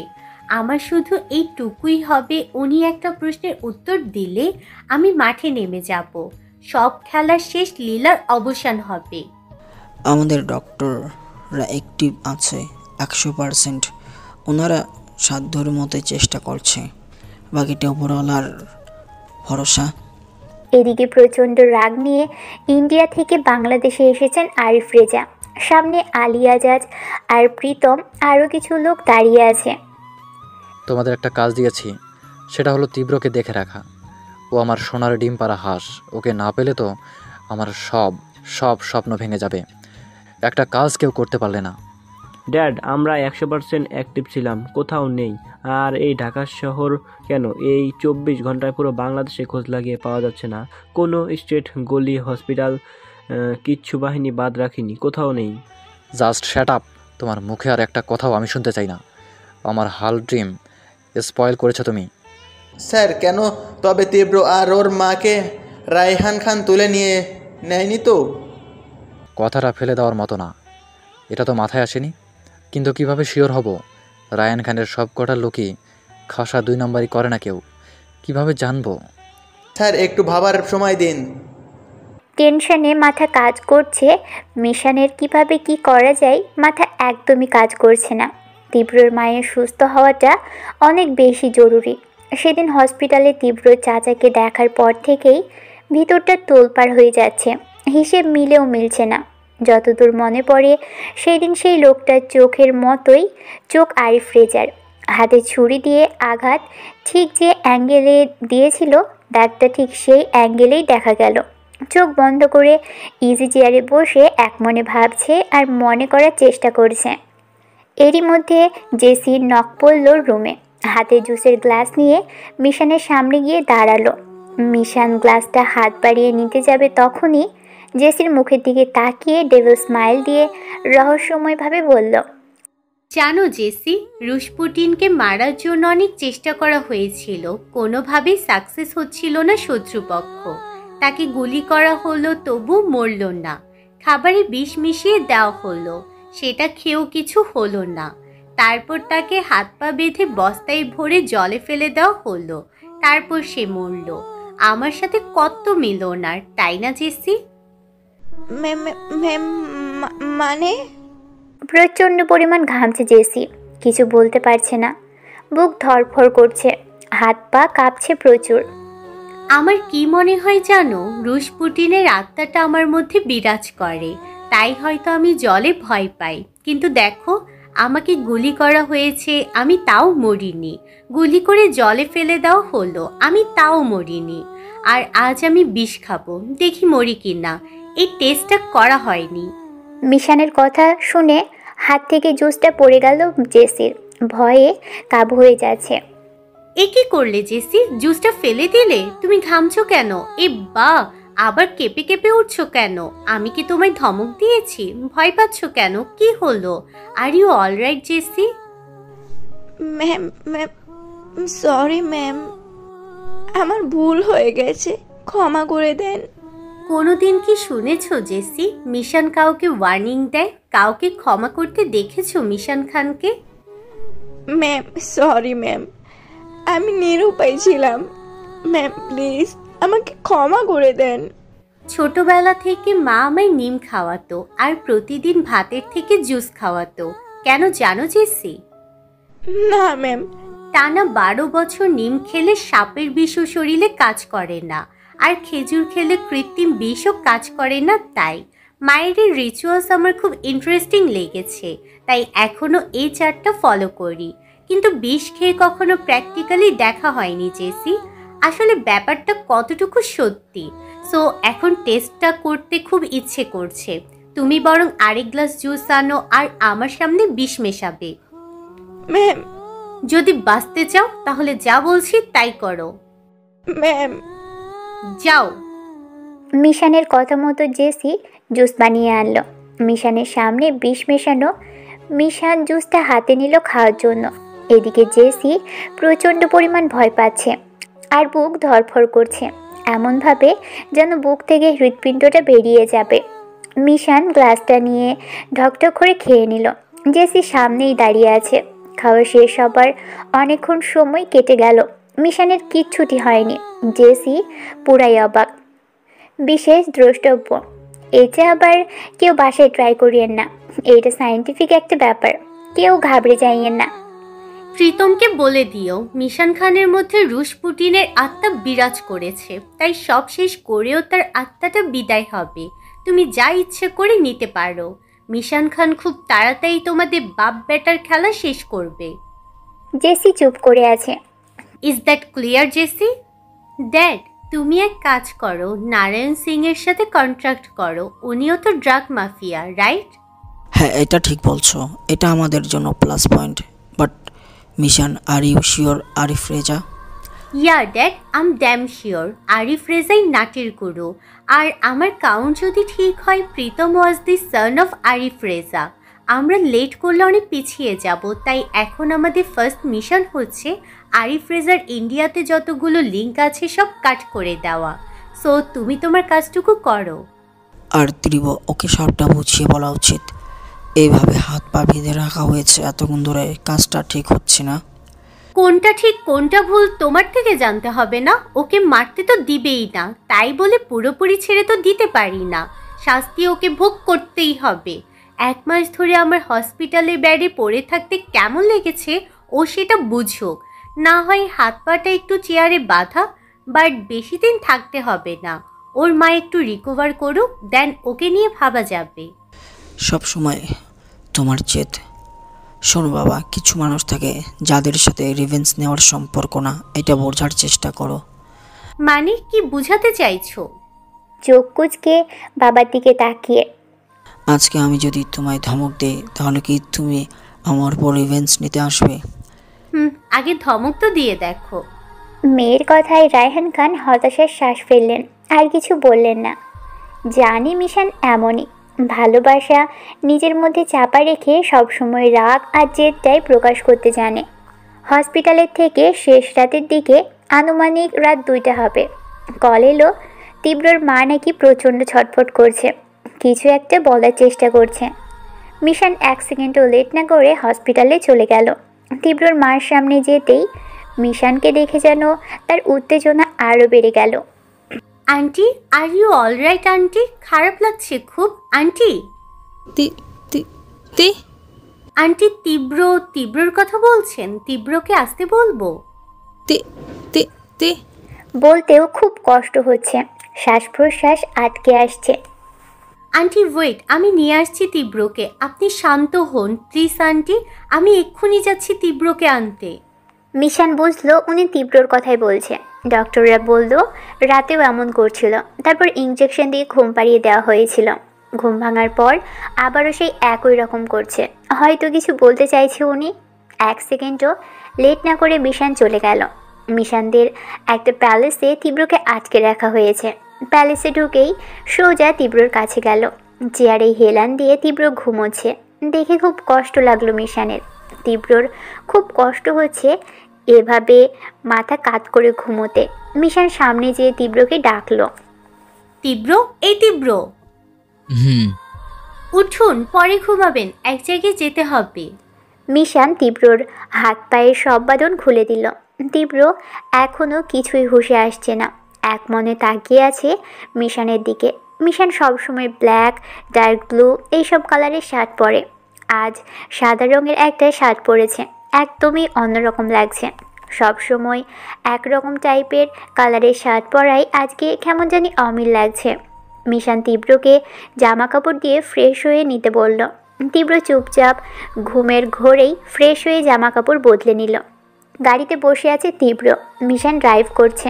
তীব্র এখনও কিছুই বুঝতে পারছে না কি হচ্ছে। চোখ জুড়ে প্রচণ্ড ঘুমের আনাগোনা চলছে। অনেকক্ষণ পর তীব্র বলে উঠল, মিশন, আমরা কোথায় যাচ্ছি? হসপিটালে। হসপিটালে কেন? শেষবারের মতো মাকে দেখাতে নিয়ে যাব। শেষবারের মতো মানে?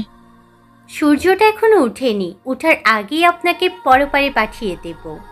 মার কি হয়েছে মিশন? সেটা কি সত্যিই জানা খুব প্রয়োজন মনে করেন আপনি? মানেটা আপনাকে বলার মতো মুড আমার নেই। যখন মুড হবে তখন বলবো। হসপিটালে এসে গেছি, গাড়ি থেকে নামুন। হসপিটালে ঢুকেই মায়ের কেবিনে ঢোকার পর তীব্রর মা তীব্রকে দেখে যেন আত্মার পানি পেল। একটা বিজয়ের হাসি দিল আলিফা রেজা। তীব্র উত্তেজিত হয়ে মায়ের কাছে গিয়ে মাকে জড়িয়ে ধরল। মামা, তুমি কেমন আছো মা? তোমার খারাপ লাগছে খুব মা? মিশান একটা চেয়ার টেনে বসল। তীব্রর মা চুপচাপ ছেলেকে এক মনে দেখে যাচ্ছে। জানি কত জন্ম পর ছেলেকে দেখছে। মাকে সামনে পেয়ে তীব্র চোখ জলে ভরে এলো। এখন অনেকটাই সুস্থ হয়েছে আলিফা রেজা। শুধু কথা বলতে পারছে না, তবে চেষ্টা করছে কথা বলার। হাত পায়ের মুভমেন্ট করতে পারছে একটু একটু। ভালো মতো ট্রিটমেন্ট পেলেই কিছুদিনের মধ্যেই ঠিক হয়ে যাওয়ার সম্ভাবনা রয়েছে। তীব্রর মা মিশানের দিকে তাকাতেই মিশানকে ইশারা করলো কাছে যেতে। মিশান কাছে যেতেই মিশানের গালে হাত দেওয়ার চেষ্টা করলো। তীব্র অনেকটাই অবাক হলো। কিছু বলতেও পারছে না, আবার কিছু বুঝতেও পারছে না। আন্টি, এখন একটু ভালো লাগছে? মাথা নাড়িয়ে হ্যাঁ উত্তর দিল।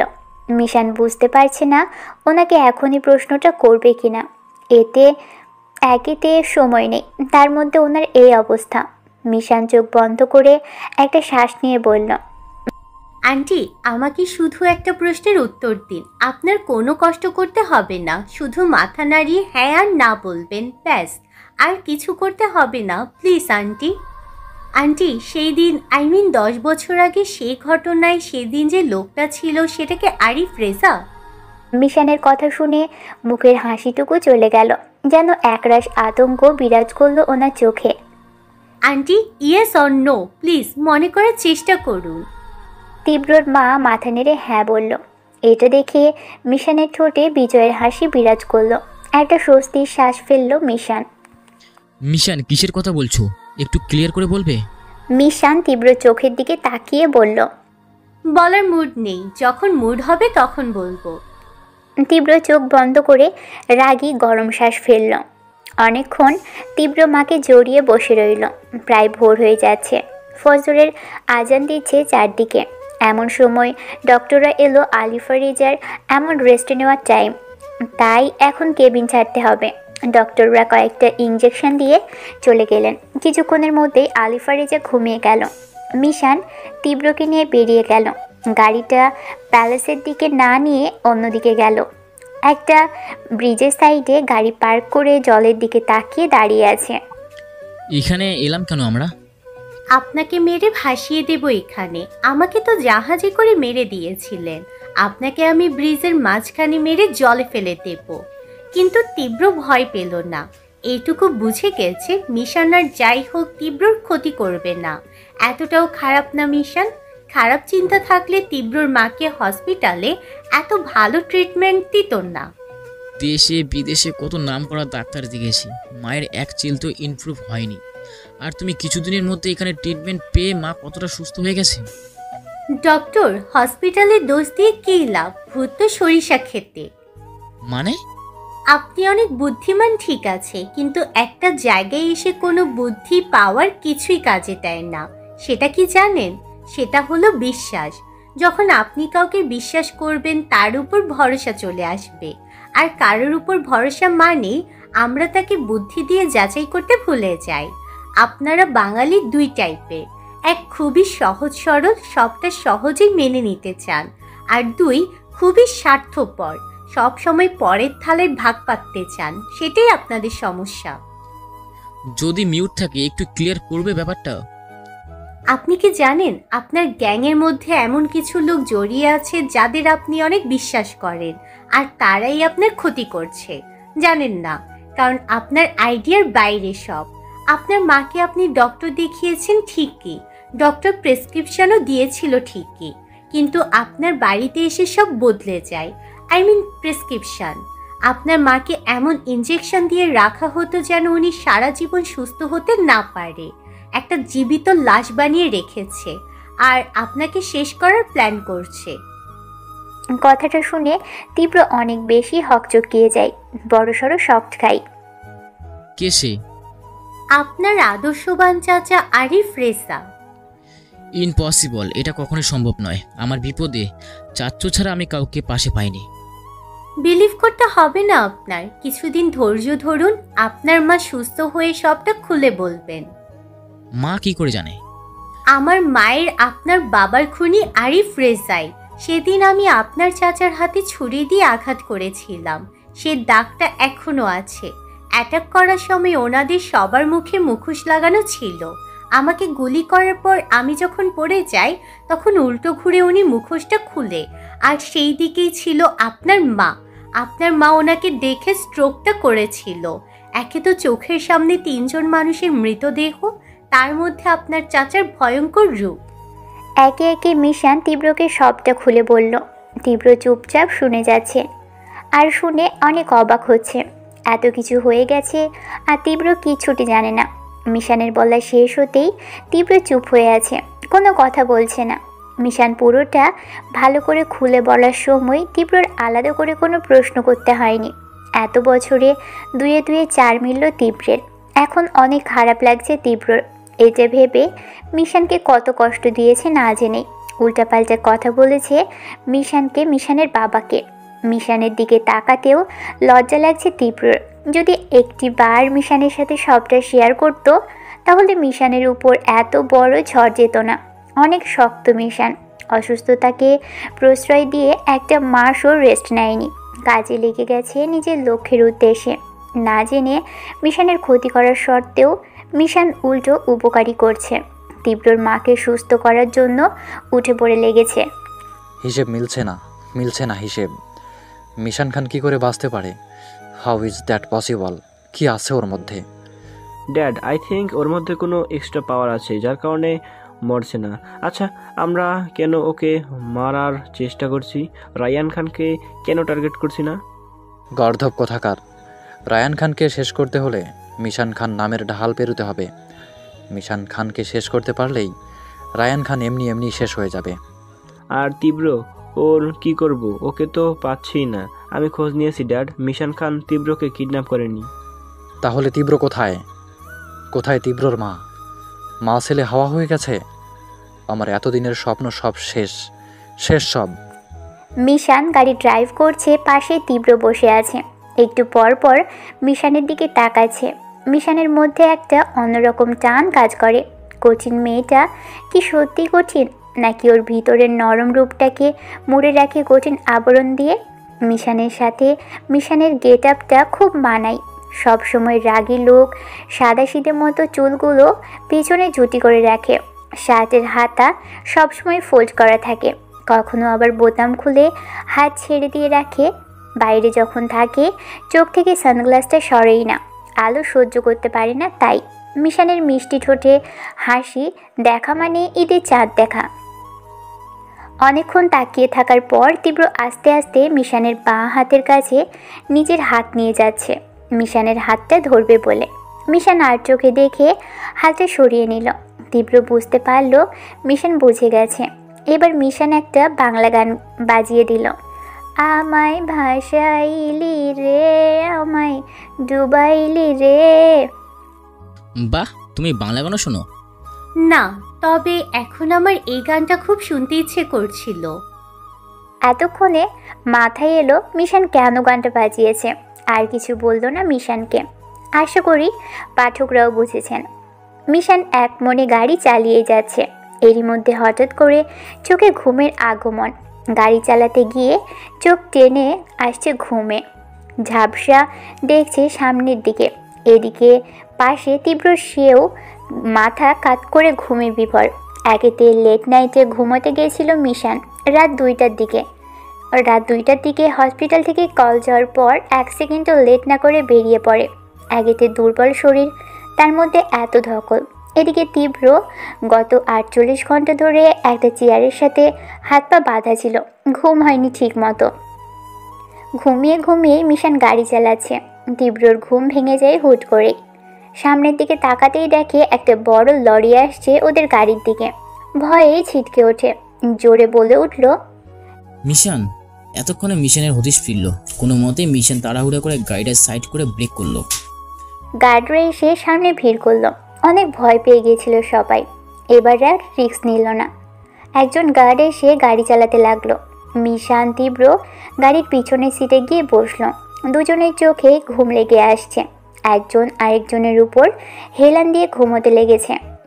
প্যালেসের সামনে এসে গাড়ি থামাতেই বেরিয়ে এলো গাড়ি থেকে, প্যালেসের ভিতরে ঢুকলো। এটা মিশানদের 3rd প্যালেস। এখানে মাঝে মধ্যেই মিশান এসে থাকে। পরিবেশটা অনেক শুনশান, শহর থেকে একটু দূরে। মানুষের আনাগোনা খুবই কম, প্রকৃতির আনাগোনা বেশি। তীব্রকে এখানে আটকে রেখেছিল। আর 2nd প্যালেস মেন প্যালেসের সাথেই, প্রায় মানে শহরের ভিতর, অক্সফোর্ড রোডেই। 2nd প্যালেসে যখন ওদের কোনো গেস্ট আসে, বিজনেসের লোকজন, তাদের সেখানে থাকতে দেওয়া হয়। আর মেন প্যালেসে তো পার্মানেন্টলি থাকে। মিশন, এত সুন্দর একটা প্লেসে তোমরা আমায় আটকে রেখেছিলে। ভালো হয়ে বললে তো আমি এমনিতে এসে পড়তাম, এত জোরাজোরি করতে হতো না। কে জানতো আপনি আসলেই আসবেন? বাদ দাও, এটা বলেই এত সুন্দর বাড়ি, এত সুন্দর ঘর থাকতে আমায় কোন গোয়ায় রেখেছিলে? চলুন আরেকটা রাউন্ড রেখে আসি, ভালো করে চিনে আসবেন। কোনো দরকার নেই, এখন আমায় একটা ভালো রুম দাও, ঘুম পাচ্ছে খুব। উপরে উঠে একটা বিশাল রুমে ঢুকলো দুজনে। রুমটা খুব সুন্দর করে সাজানো, কিন্তু অদ্ভুত ব্যাপার হলো রুমটার মধ্যে কালার করা হয়েছে ডার্ক ব্লু। ঘরে আলো জ্বালানো সত্ত্বেও মনে হচ্ছে রাত, আর বাতিটাও কেমন কম আলো, বেশি আলো নেই। তবুও ঘরটা খুব সুন্দর লাগছে, অন্যরকম সৌন্দর্য বিরাজ করেছে ঘরে। মিশান রুমে ঢুকে টপ করে বিছানায় গা ছেড়ে দিল। তীব্র খাটের পাশে সোফায় বসে পড়ল। আমার না খুব ঘুম পাচ্ছে, আমি ঘুমোবো। মানে তাহলে আমি কি করব? আমারও তো খুব ঘুম পাচ্ছে। আমায় এই রুমে আনলে কেন? আপনাকে সার্ভেন্ট এসে অন্য রুমে দিয়ে আসবেনি, আপাতত বসুন, আমি ঘুমাই। আমি ওয়েট করতে পারবো না, তুমি অন্য রুমে যাও, আমি এখানে ঘুমাবো। আর তাছাড়া এই ঘরটা আমার খুব ভালো লেগেছে। ও হ্যালো, এটা মিশান খানের রুম, ওকে? মিশান খান কখনো নিজের জিনিস কারোর সাথে শেয়ার করেন না, ওকে? এই তুমি সবসময় আমার সাথে এত অ্যাটিটিউড দেখাও কেন? যখন আমায় বিয়ে করবে তখন কি আলাদা থাকবে নাকি? কি বিয়ে আর আমি? হোয়াট এ জোক ইয়ার। কথাটা তুমি এভাবে বললে কেন? বলতে বলতেই সার্ভেন্ট নক করলো রুমে। পারমিশন দিতেই রুমে এলো। 2 কাপ কফি আর স্ন্যাক্স এনেছে সাথে। টি টেবিলে রেখে তীব্রের হাতে উঠিয়ে দিল 1 কাপ।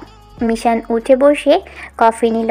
কফি মুখে দিতেই মিশানের মেজাজ খারাপ হয়ে গেল। Have you forgotten your work? চোখ গরম করে তাকিয়ে, what happened ma'am? Did you add sugar to the coffee? Am I it less sugar? Sorry, something went wrong ma'am. Mishan, it's okay. I think উনি ভুল করে আমাদের কফির মগটা এক্সচেঞ্জ করে দিয়েছে। আমার কফিতে সুগার প্রচণ্ড পরিমাণে বেশি, আমি তো সুগার কম খাই। মেবি তোমারটার সাথে আমারটা এক্সচেঞ্জ হয়ে গেছে। মিশান চোখ গরম করে তাকালো সার্ভেন্টের দিকে। সার্ভেন্ট আবারও কফি করে আনতে চাইলে তীব্র না করে দেয় আর চলে যেতে বলে। সার্ভেন্ট বেরিয়ে গেল রুম থেকে। আপনি কফি আনতে না করলেন কেন? আমি এই কফি খেতে পারবো না, আর আমার এখন কফি খেতে হবে, মাথা ধরেছে খুব। মিশান দেখো, একটা ছোট ভুলের সমাধান খুব সহজ। খামোখা আবার কফি করতে গেলে সময় নষ্ট হয়ে থাকবে, তার থেকে বেটার আমরা কফিটা এক্সচেঞ্জ করে নিই, কেমন? তীব্র দিকে চোখ কুচকে তাকিয়ে রইল। আমার কেন জানি মনে হচ্ছে কাপ চেঞ্জের সাথে আপনার কোনো লিঙ্ক আছে। বেশি চালাকি ভালো না তীব্র, বলে দিলাম, নেক্সট টাইম এমন করবেন না। তীব্র ফিক করে হেসে দিল মিশানের কথায়। সার্ভেন্ট কফি দেওয়ার সময় তীব্র সার্ভেন্টকে ইশারা করে ট্রিক্স করে কাপ চেঞ্জ করে নেয় মিশনের অগোচরে। এবার একজন আরেকজনের কাপ চেঞ্জ করে নিল। তীব্র কফি মুখে দিতেই বলে উঠল, এটা তো এই কাপের থেকে বেশি মিষ্টি লাগছে। হোয়াট? হ্যাঁ সত্যি অনেক মিষ্টি, তবে খেতে ভালো লাগছে, চলবে, সমস্যা নেই। আর আমার কাপটাতে মনে হচ্ছে সুগার টোটালি দেয়নি, ওই কাপের থেকে কম লাগছে মিষ্টি, খেতে একদমই ভালো লাগছে না। কফি খাওয়া শেষ হতেই মিশান আবার বিছানায় গা ছেড়ে দিল। তীব্র উঠে মিশানের পাশে বসল। মিশান চোখ বন্ধ করে আছে। মাথা ব্যথা করছে মিশান। মাথা টিপে দেই? না থাক, আপনি ঘুমান গিয়ে, দরজার সামনে সার্ভেন্ট দাঁড়িয়ে আছে, রুমে নিয়ে যাবে আপনাকে। না আমার ঘুম পাচ্ছে না, আমি বসে বসে তোমার মাথাটা টিপে দেই। আমি পেইন কিলার খেয়ে নিয়েছি, 2-1 মিনিটের মধ্যে ঘুমিয়ে যাব। তবু আমি তোমার মাথা টিপে দেবো বলে মিশনের পাশে বসে হালকা কাত হয়ে মিশনের পাশে মাথা হারিয়ে দিয়ে শুরু করলাম। চুলগুলো আলতো আলতো হাত দিয়ে টেনে দিচ্ছি। ততক্ষণে মিশন ঘুমের দেশে পুরোপুরি পাড়ি দিয়েছে। ঘুমের মধ্যেই মিশন বলতে শুরু করল, আপনি আর ড্যাড না একদম একরকম টাইপের, একজন আরেকজনের কার্বন কপি। কেন, কিভাবে? দুজনের একজনকেও আমার ভালো লাগে না, অপছন্দ, বিরক্ত লাগে। আর এই দুজন মানুষের সাথে তোমার অর্ধেক অর্ধেক পুরো জীবনটা কেটে যাবে। বিয়ের আগে তোমার ড্যাড, বিয়ের পরে আমি। সময় করে মাথার চুলগুলো কেটে নিবেন, ভালো লাগছে না এত বড় চুল। ঠিক আছে বলছো যখন, কাটবো আজকেই। আপনি দেখতে না অনেক বেশি সুন্দর, একটা মায়া কাজ করে আপনাকে দেখলে। আপনার চোখ, নাক, ঠোঁট আর ভ্রুটা সব থেকে বেশি সুন্দর। আপনার দিকে তাকালেই না মারতে ইচ্ছে করে না, না হলে কবে জলে ভাসিয়ে দিতাম। মিশান খান কাউকে ওয়ার্নিং বা সেকেন্ড চান্স কোনোটাই দেয় না। তীব্র মিশানের কথা মন দিয়ে শুনছে, খুব বেশি টানছে মিশানের দিকে। মিশান কি কথাগুলো হুঁশে বলছে। পরক্ষণে মনে পড়ল মিশান বলেছিল একবার, যখন পেন কিলার অথবা ঘুমের ওষুধ খাই তখন ও প্রায়ই ঘুমের ঘোরে কথা বলে, আর একদম স্বাভাবিক মানুষের মতো করেই কথা বলে, কিন্তু ঘুম থেকে ওঠার পর কিছুই মনে থাকে না। অনেকক্ষণ ধরে বসে বসে মিশানের মাথায় হাত বুলিয়ে দিচ্ছে তীব্র। ঘুমে তীব্র চোখও লেগে আসছে। সকাল হয়েছে, চারিদিকে পাখির ডাক স্পষ্ট শোনা যাচ্ছে। কখন যে তীব্র মিশানের বুকে মাথা দিয়ে আলসোয়া হয়ে ঘুমোচ্ছে বলতেই পারবে না ও। বেলা প্রায় 11টা-12টা বাজে। ঘুম ভাঙল ফোনের কল রিংটোনের আওয়াজে। তীব্র ছিটকে উঠে সোজা হয়ে বসে পড়ল। মিশান চোখ খুলে তাকাতেই বিরক্তি নিয়ে ফোনটা হাতে নিয়ে দেখে সাইলেন্ট করে রেখে দিল ফোন। রিসিভ করলো না। আবারও বেজে উঠল, আবারও রিসিভ না করে রেখে দিল। তীব্র বলল, কি হলো, রিসিভ করছো না কেন ফোন? কোনো প্রবলেম আছে কি? তাহলে আমি কি রুম থেকে যাব? না সমস্যা নেই, ড্যাড কল দিয়েছে। রিসিভ করো, হয়তো দরকার কোনো। 3বারের বেলায় ফোন রিসিভ করলো মিশান। ইয়া ড্যাড। হেই মিশান বাবা, টিভিটা অন করো, বাংলাদেশের চ্যানেলগুলোতে যাওয়ার দেখো। কেন, কি হয়েছে? হেডলাইনে নিউজটা দেখো, তাহলে বুঝবে। মিশান সাথে সাথেই টিভিটা অন করে বাংলাদেশি চ্যানেলে দিয়ে দেখে হেডলাইনে তীব্র নিখোঁজ সংবাদ। একটু পর পর অ্যাড দিয়ে তীব্র ছবি দিয়ে দেখানো হচ্ছে। এরই মধ্যে খবর সম্প্রচার হলো।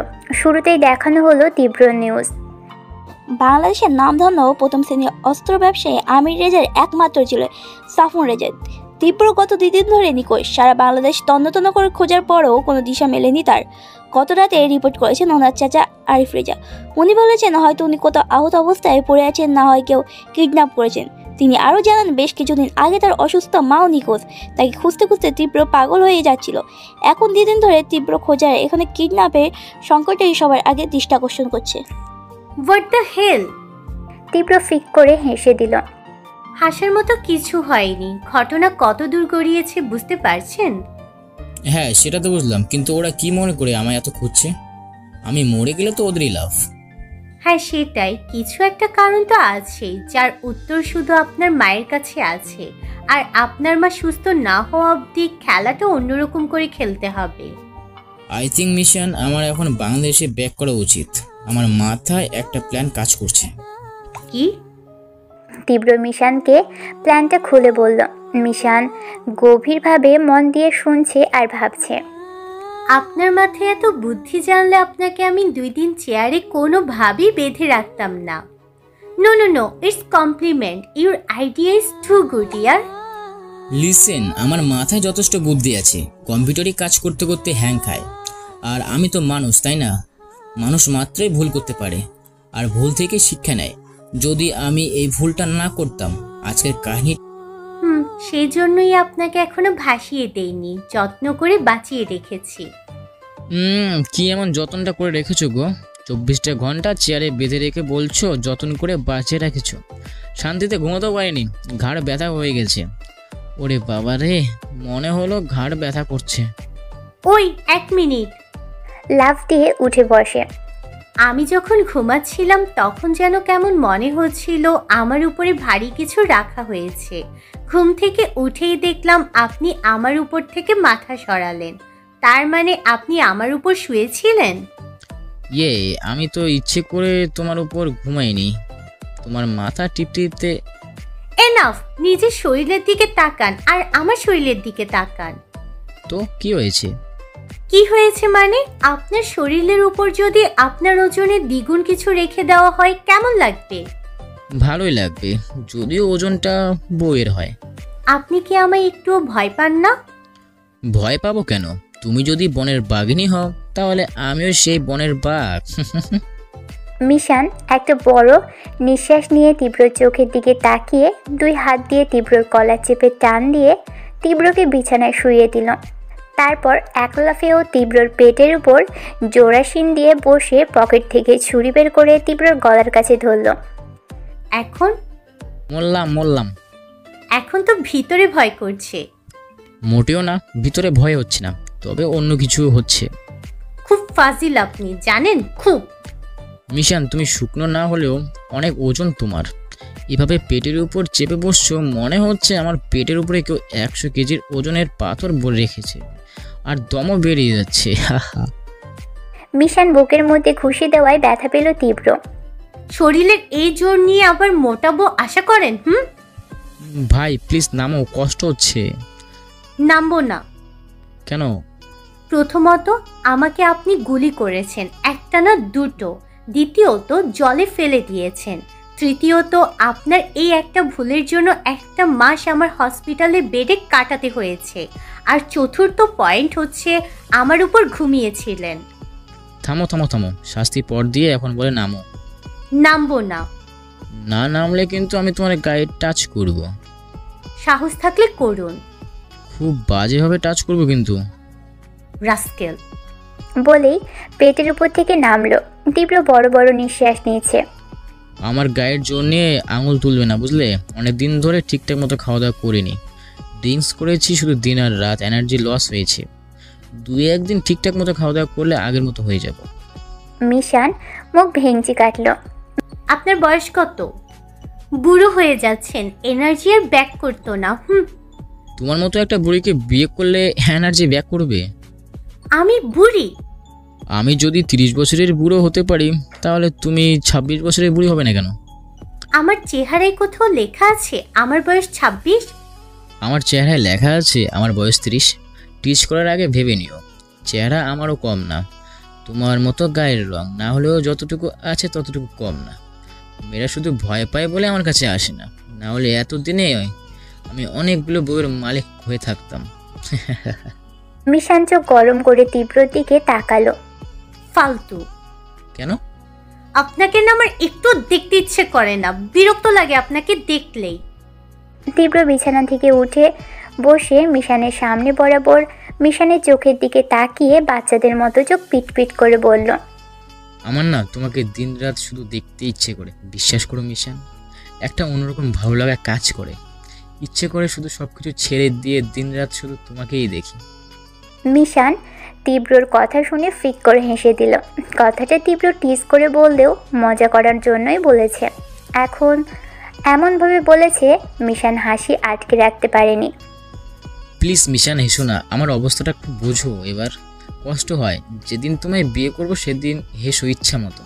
কেন? আমি মন ভরে দেখবো তোমার হাসি, হারিয়ে যাব তোমার মাঝে। মিশান ভ্রু কুচকে তাকিয়ে আছে। এরই মধ্যে তীব্র হুট করে মিশানের ঠোঁটে কারেন্টের বেগে চুমু খেল। মিশান চোখ বড় বড় করে তাকিয়ে রইল তীব্রের দিকে। সকাল হতেই মাথায় বাজ পড়ার মতো খবর এলো আরিফ রেজার। বিদেশি যতগুলো গ্যাংয়ের সাথে ড্রাগ ডিল হওয়ার কথা ছিল সবগুলো ডিল এক রাতেই ক্যান্সেল হয়ে গেছে। আর ক্লিয়ার করে জানিয়েছে তার সাথে ডিল করবে না। শুনে মাথা 10 চক্কর দিয়ে বসে পড়ছে আরিফ রেজা। হুট করেই এক রাতের মধ্যে কি করে সম্ভব সবগুলো ডিল নাকচ হওয়ার? কারো হাত নেই তো এর পিছনে। প্রচণ্ড টেনশনে পড়ে গেল আরিফ রেজা। 1 ঘন্টা পার হতে না হতেই আরেকটা নিউজ এলো। আরিফ রেজার ডেরায় পুলিশ এসেছিল। নারী পাচারের জন্য যতগুলো মেয়েকে আটকে রাখা হয়েছিল সব মেয়েকে ছাড়িয়ে নিয়ে গেছে। ডেরায় থাকা সমস্ত কর্মীদের ধরে নিয়ে গেছে পুলিশ। এখন শুধু কোর্টে কেস ওঠা বাকি আরিফ রেজার নামে। হসপিটালে মায়ের সামনে বসে আছে তীব্র। পাশে একটা চেয়ারে রায়হান খান আর মিশান। তীব্রর মা এখন অনেকটা সুস্থ, কথা বলার চেষ্টা করে, কিন্তু কথাগুলো বোঝা যায় না। ডক্টর বলেছে কিছুদিন থেরাপি দিলেই ঠিক হবে। আর শরীর এখন অনেক ভালো। মন ভরে ছেলের দিকে তাকিয়ে আছে, আবার মাঝে মাঝে মিশানের দিকে তাকিয়ে আছে আর মিটিমিটি হাসছে। তীব্র রায়হান খানের দিকে ঘুরে বসল। Uncle, I am sorry uncle, আমি না জেনে বুঝে আপনাকে আজে বাজে কথা বলেছি, কষ্ট দিয়েছি আপনাকে। প্লিজ আমাকে মাফ করে দেবেন। আরে ত্রিব, বাবা কি বলছো তুমি? তুমি আমার ছেলের মতো, আর তোমার জায়গায় আমি থাকলে একই কাজ করতাম। তুমি ভুল না ত্রিব, তুমি সঠিক। তুমি আজ এই অবধি এসেছো নিজের যোগ্যতায়, কোনো সাপোর্ট ছিল না তোমার। I am proud of you বেটা। আমি কিচ্ছু মনে করিনি। সরি, আমার তোমাকে বলার দরকার।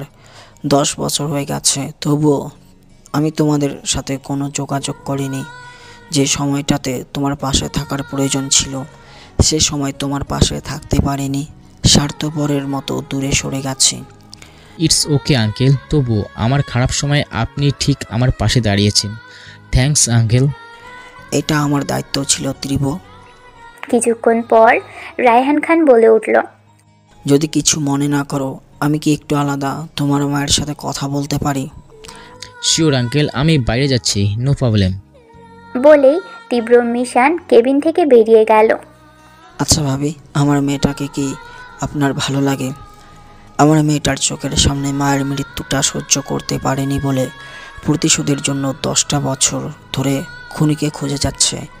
মায়ের খুনিকে খুঁজতে খুঁজতে চোখের সামনে কখন যে বিরাট মাপের মাফিয়া হয়ে গেল বুঝতেই পারলাম না।